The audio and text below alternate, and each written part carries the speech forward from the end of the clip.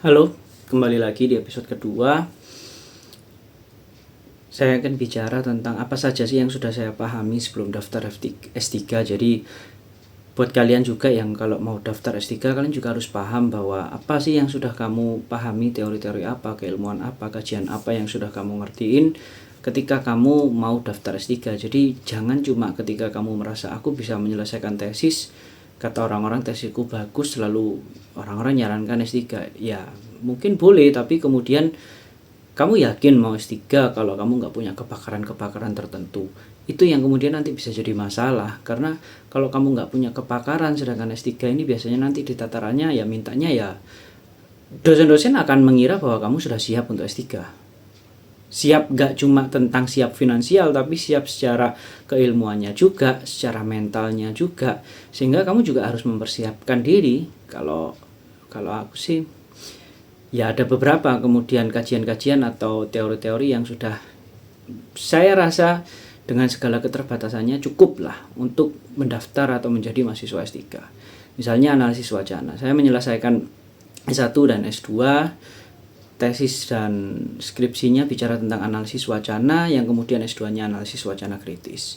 Kemudian ketika ngajar sebagai dosen juga saya mengajar di mata kuliah analisis wacana kritis, dan itu nggak cuma sekali atau dua kali tapi secara rutin. Kemudian juga belajar, karena belajar analisis wacana kritis, maka saya juga belajar tentang teori-teori sosial seperti Michael Foucault, jadi ya sedikit Foucauldian. Kemudian kalau bicara tentang hal lain ke ilmu bahasa, itu ada kajian baru ya yang namanya bahasa Indonesia untuk penutur asing. Jadi ini nggak cuma mengajar bahasa Indonesia tapi dispesifikkan untuk ngajar orang asing. Dan ini bicaranya saya bukan sekedar orang yang mau pelajari, tapi memang benar-benar praktisi, karena sejak tahun 2018-2019 saya menjadi pengajar BIPA dan benar-benar bisa melihat fakta, bagaimana mempraktikkan, bagaimana merancang, bagaimana membuat, dan bagaimana mengajarkan secara langsung bagaimana isu-isu yang terjadi, fakta-fakta yang terjadi di lapangan saya ngerti. Kemudian ya beberapa teori-teori tentang media sosial itu masih nyambung sih dengan analisis wacana kritis. Bagaimana kemudian saya bekerja sebagai humas, menghandle banyak sosial media, bagaimana membangun isu, melawan isu, atau mengalihkan isu. Itu juga sebuah keilmuan bahasa yang kadangkala orang-orang bahasa itu nggak menyadari bahwa itu adalah sesuatu yang mahal. Kalau kita bisa menggunakan itu, bagaimana menggunakan wacana dan narasi untuk memanipulasi atau menggiring seseorang, atau bahkan dimonetisasi atau dikapitalisasi. Kalau bahasanya kalian masih merasa bingung, istilahnya adalah bagaimana kalian pintar bercerita dan kemudian cerita itu bisa menghasilkan uang buat kamu. Intinya seperti itu. Dari tiga itu mungkin ada yang keempat, linguistik forensik. Bagaimana kemudian munculnya sosial media ini memungkinkan orang itu akhirnya juga berkonflik, gak hanya di dunia nyata tapi di dunia maya. Yang kemudian ketika orang-orang yang berkonflik tersebut tidak terima dan ingin menghukum lawannya, maka dia melaporkan ketika apa yang dilakukan orang tersebut memang benar-benar memenuhi unsur hukum. Dan untuk menentukan bahwa apakah orang tersebut melakukan pelanggaran hukum, memenuhi unsur hukum untuk dipidanakan atau tidak, itu salah satunya ilmunya menggunakan linguistik forensik. Bagaimana kemudian kata-kata atau diksi atau kalimat yang digunakan ini memang diarahkan sengaja untuk melakukan misalnya penipuan, pencemaran nama baik, atau fitnah, atau ya unsur-unsur pidana yang lain. Mungkin sebelum daftar S3 saya memikirkan bahwa saya punya 4 basic keilmuan yang bisa dikembangkan nanti, bisa diujikan, bisa dinaikkan sebagai penelitian. Dari 4 itu kemudian saya juga, karena prodi yang akan saya daftarkan adalah prodi pendidikan bahasa Indonesia, maka salah satu yang ingin saya ambil adalah sebuah teori yang belum pernah dicetuskan di Indonesia ya, paling tidak sampai saat ini. Karena sepanjang saya cari baru ada satu naskah berbahasa Indonesia yang membahas tentang keilmuan ini. Dan apa itu ya, gampangnya gini.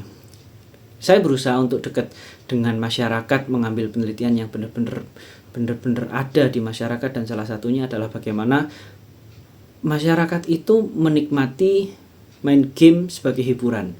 Tapi di sisi lain, permainan game itu kadang juga menyertakan cerita-cerita di dalamnya, sehingga orang yang bermain game itu tidak hanya menikmati hiburan atau kesenangan ketika bermain game, tapi dia juga mendapatkan cerita. Salah satunya misal ketika ada anak-anak yang bermain game Mobile Legends, maka dia akan mendapatkan cerita. Apa saja unsur-unsur cerita yang didapat, misalnya dari namanya, bagaimana dari kausalitas hubungan antar tokoh, bagaimana siapa yang menjadi penjahat, siapa yang menjadi hero menurut mereka. Itu penting. Karena apa? Mungkin ada di dalam bayangan saya ketika nanti sidang terbuka atau saya harus menjelaskan sebuah disertasi saya ke hadapan orang banyak, maka pertanyaan pertama saya adalah misal seperti ini. Coba silahkan dicek anak-anaknya atau adiknya atau ponakannya yang suka main Mobile Legends, tolong ditanya Gatot-Kaca itu siapa. Dan memang faktanya yang ceritanya nanti akan saya buktikan dengan berbagai macam data ya. Saya akan mengambil survei atau penelitian secara ilmiah, turun ke lapangan langsung, bahwa memang anak-anak itu sekarang tahu Gatot-Kaca itu sebagai hero Mobile Legends, bukan sebagai sebuah tokoh dalam pewayangan yang maha kuat, yang punya kemampuan luar biasa yang diceritakan dalam wayang-wayang. Mereka nggak tahu wayang. Mereka tahunya adalah hero, ini adalah hero dari Indonesia, bisa dimainkan di Mobile Legends, skillnya seperti ini. Dan itu adalah penyelewengan atau pengalihan cerita atau narasi. Ini bisa jadi nanti kemudian jika orang benar-benar tidak tahu dengan wayang, maka orang hanya akan mengenal Gatot-Kaca itu sebagai sebuah entitas dari Indonesia yang muncul di Mobile Legends. Wujud aslinya seperti apa mereka nggak akan tahu, dan mereka hanya punya referensinya bahwa hero-nya itu tank, hero-nya bisa terbang, hero-nya itu punya armor yang kuat, yang itu sebenarnya nggak 100% dan nggak benar-benar merepresentasi apa itu Gatot-Kaca sebagai tokoh pewayangan yang kita kenal selama ini. Dan memang faktanya begitu. Kalau kemudian ini karakter Indonesia, ya silahkan kalian mau mengutuk apapun, tapi faktanya seperti itu. Dan saya ingin berusaha masuk lewat game atau permainan bahwa ini perlu dibuat sebuah teori bagaimana kita tidak hanya menolak teknologi yang sudah ada dan memang sudah digunakan banyak masyarakat, tapi kita juga nggak kemudian menolaknya, tapi merancang sebuah teori sehingga teori tersebut itu bisa kita sarankan kepada semua siapapun yang bikin game atau membuat game, bahwa kalau kita ingin menyusupkan atau memasukkan nilai-nilai yang baik, yang positif bagi generasi muda, maka salah satunya bisa lewat game. Jangan kemudian, ya saya melihat fakta ketika saya mengajarkan juga beberapa materi dan saya menggunakan Mobile Legends sebagai salah satu contoh ya. Ternyata di beberapa sekolah Mobile Legends itu dilarang sebagai sesuatu yang dilarang, tapi hanya bisa melarang di sekolah. Kalau dia sudah di rumah mau Mobile Legends, siapa bisa melarang? Apakah orang tua mampu melarang? Apakah sekolah mampu melarang? Nggak bisa. Tapi bukan berarti kemudian saya pro, enggak. Kita harus berada di tengah-tengah bahwa teknologi itu bukan sesuatu yang harus ditolak, tapi juga harus bisa kita dirangkul. Karena kalau kita terus-terusan menolak, apakah kita mampu melawan teknologi?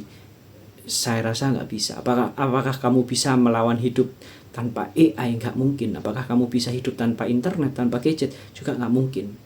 Maka bagaimana? Ini bukan bicara tentang kamu berenang melawan arus, tapi bagaimana kamu bisa menggunakan arus tersebut supaya kamu sampai pada tujuanmu.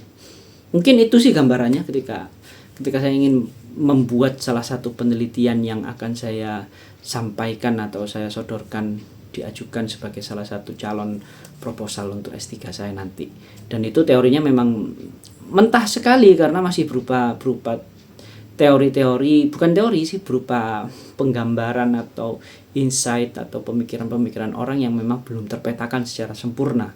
Karena ketika saya bisa membaca salah satu artikel yang membahas tentang itu, bahwa ada penelitian itu, bukan penelitian ya, pikiran-pikiran itu bahkan hanya akan membuat pertentangan antara game dan pengalaman orang bermain game yang sama seperti orang membaca karya sastra itu semakin runcing, semakin lebar, dan saya berusahanya untuk menyatukannya kembali supaya apa? Supaya ya, karena penelitian zaman sekarang itu tidak bisa kalau tidak multidisipliner. Dan saya akan berusaha menciptakan teori ini supaya benar-benar multidisipliner, dan supaya teori ini saya akan membuat supaya teori ini lebih aplikatif dan bisa diterapkan. Karena faktanya memang hampir semua pembuat game rata-rata memang juga tidak bisa melepaskan diri dari aspek naratif atau aspek cerita di dalamnya. Karena apa? Cerita ini yang kemudian membuat seseorang bermain game terasa emosional, punya ikatan yang kuat, dan itu juga adalah salah satu aspek supaya dia bisa mengunci para developer game ini, mengunci supaya orang-orang tersebut tetap mau bermain dan game itu akan tetap dikenang sebagai sebuah cerita atau memori kolektif yang dimiliki oleh orang banyak. Yang kemudian kalau misalnya developer itu mau membuat game-game yang selanjutnya, maka dia tidak akan kesulitan untuk memperkenalkannya lagi. Mungkin itu sih gambarannya. Jadi hari ini saya cuma bicara tentang apa yang saya ketahui dan apa yang saya siapkan untuk S3. Mungkin selanjutnya saya akan bicara nggak cuma tentang S3 tapi apapun. Oke, terima kasih. Mungkin itu. Kalau kalian punya pertanyaan, tanya aja di komen. Siapa tahu nanti kita bisa diskusi lebih lanjut. Terima kasih. Assalamualaikum warahmatullahi wabarakatuh.